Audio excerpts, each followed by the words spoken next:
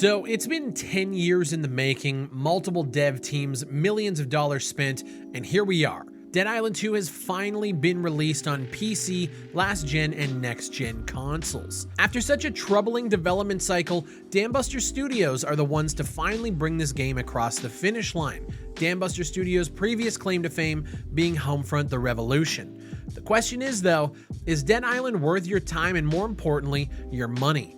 As always, this is one man's opinion, and a lot of opinions online are mixed, with some people liking the game, some people hating the game. Truthfully, I can understand both sides of the conversation, but I'm actually enjoying the first little bit of Dead Island 2.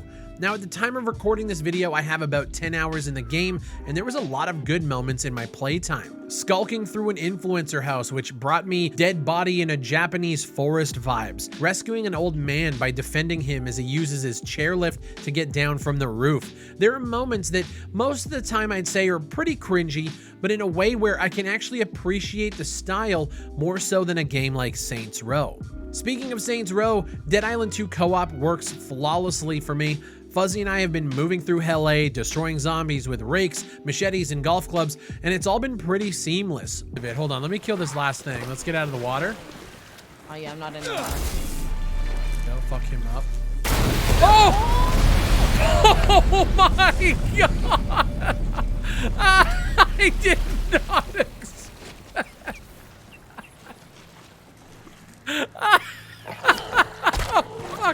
Oh fuck, I'm so sorry. Once you finish the intro tutorial, it opens up to the semi-open world experience, and you can have at her. There's been a lot of debate whether or not this is a true open world game, with comparisons to the original Dead Island and even games like Skyrim.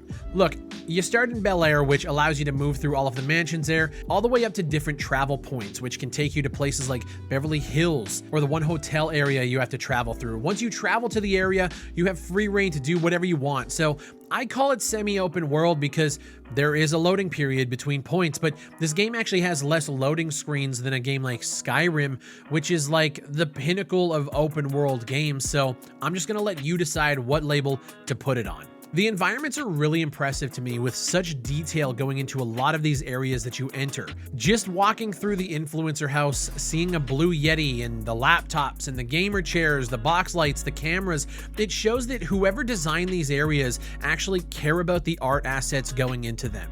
Most gamers would probably roll right past this kind of stuff, but I love finding the right angle so you can read the books and the DVD titles to see if the devs have snuck in any Easter eggs or funny references. The art team did a fucking awesome job so far. The amount of details, even labels on bottles, they did so great. From environments to the lighting changes, moving in between, in and out doors, watching your eyes have to adjust in game.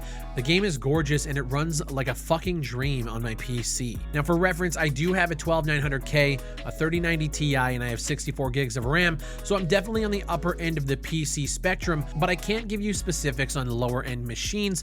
But I've also heard that it's running very well on next gen consoles, which is good. I haven't heard anything about last gen experiences. Now without going into spoilers, the story so far is over the top. The characters are a little memorable, with the overall gist being, hey, you need to escape Hell A and find the immunity for the CDC, and I'm just gonna leave it at that.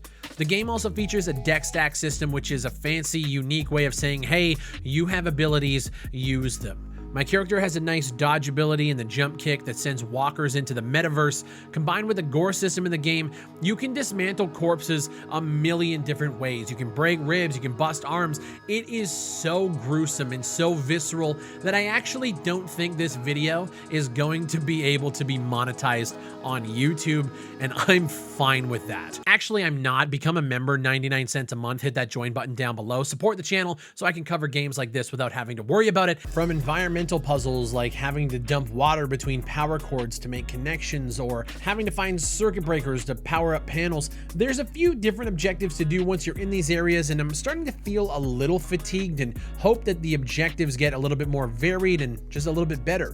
But in the first 10 hours, the actual objectives that you need to do are feeling a little samey. I've heard the game is about 20 to 25 hours in length, so if that's the case, I can definitely power through it if there's no variety in objectives, because the combat is just so much much fun. You can mod weapons to add things like electricity and fire or more power. It's super cool, it works, and it's just plain old fun. Truth is, this game doesn't do anything new. It's not revolutionary, and it does nothing to push the genre forward. But comparing it to the original Dead Island, which I remember playing way back in the day and having just a myriad of issues, including performance, bugs, networking, Dead Island 2 just works. You aren't going to be seeing anything fresh or innovative, and if you're okay with that and you have a couple of friends, you can have a lot of fun in this game. But I can definitely understand people's hesitation with paying full price for it. So I'll say this. If you're on the fence, just wait for a sale. There's nothing wrong with that. This game isn't a must-own, must-play. You have to get it done to talk to your friends about it. It's just a fun, slash-em, beat-em-up zombie survival game that does everything that it needs to facilitate a fun experience. The co-op works, I haven't ran into any bugs so far, and I can see myself playing through the rest of this game with ease. And with how troubled this dev cycle was for this game, I had zero expectations. Some would even say I had negative expectations. Like, I thought this game was going to be broken, buggy, and just not fun at all. And I'm happy to say that they delivered on a pretty fun game that works well and has a pretty dope world to run around and kill zombies in. And after the last few years in the gaming space, I'll take it. Leave a like on the video if you enjoyed it, subscribe for everything FPS related, and leave a comment down below with your thoughts on Dead Island 2. My name is Big Fry, and I'll see you on the next one.